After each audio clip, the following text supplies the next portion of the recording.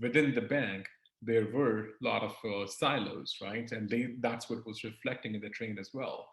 Um, Now, this actually resulted in excessive amount of dependencies between the teams within the train, and also not just within the train, but there were external vendors that were involved, like I just discussed, right? You have payment processing vendors that work with every single transaction, and they were involved. So whenever you change anything on the banking side, they have to make adjustments as well accordingly, right?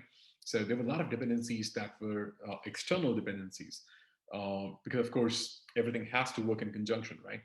So with all these teams on the train and all the teams that are below the line, if you know what I mean, from a safe perspective, which are basically teams that are not on the train but are still impacted or have a direct impact on the work, with all of them coming together to do a PI planning event and building a program board, which is generally where we kind of map out all our dependencies. Can you imagine how that program board would be when you're mapping dependencies between siloed teams, which are again a large number, 30 plus teams, and then you're looking at like external teams as well, mapping those out as well. I mean, if I remember correctly, this was like literally the view of the wall was like nothing less than 1,000 cobwebs on the wall, pretty much. And the only difference was, I believe, it was like multicolored cobwebs, red, blue, green, yellow, and whatnot colored yarns flowing throughout the wall, right? So it was literally almost next to impossible to decipher the program board. It was that kind of like challenge you were dealing with. So, uh, needless to say, that managing dependencies within the train was a challenge, thanks to the siloed structure of the train. And then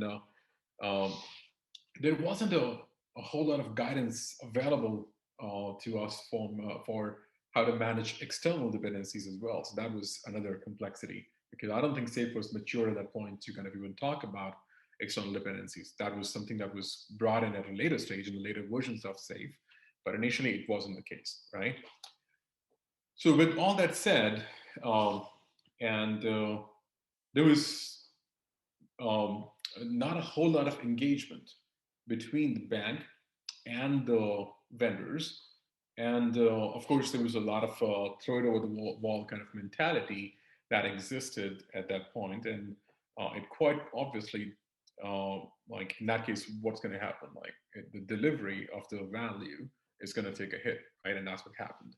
So the evidence was that the first ever release of value that happened was about 11 months after the launch of the program, right? Um, and worst part was that whatever was released, they had to roll it back because it didn't come out right. That entire release was rolled back. So even though a major release happened after 11 months, even though we talk about releasing value often and frequently, yet I think it was more of a waterfall kind of project run in a agile environment, or we were calling it agile, but it was still very waterfallish, right? So there was such huge delays, and that had resulted in a lot of cost involved, and which in turn had built up a lot of pressure on leadership. And usually, when that happens, we all know there's a blame game that starts in the organization, right? Um, so one of the vendors got impacted because a lot of things were blamed on the vendor, and they were put on the naughty list.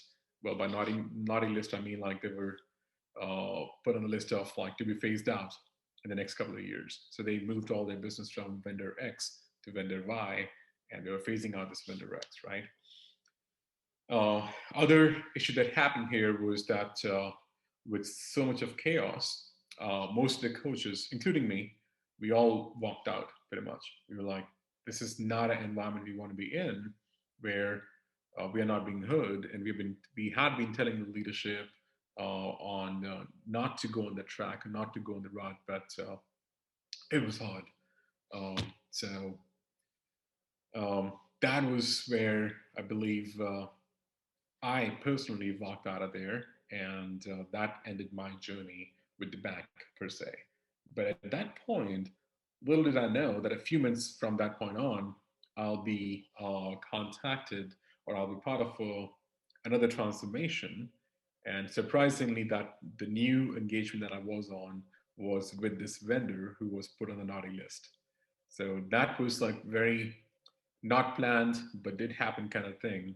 And uh, this was kind of like very funny feeling at that point because when I was approached for this new opportunity, I remember I was part excited and was part scared too at the same time. Excited because I already knew um, like the bank's perspective on what was not being done by the vendor or what the challenges were, right? And then I believe that was my exact same reason for being scared as well because now I know what I'm signing up for and I know these are the challenges and this is the perception this company carries out in the market, right?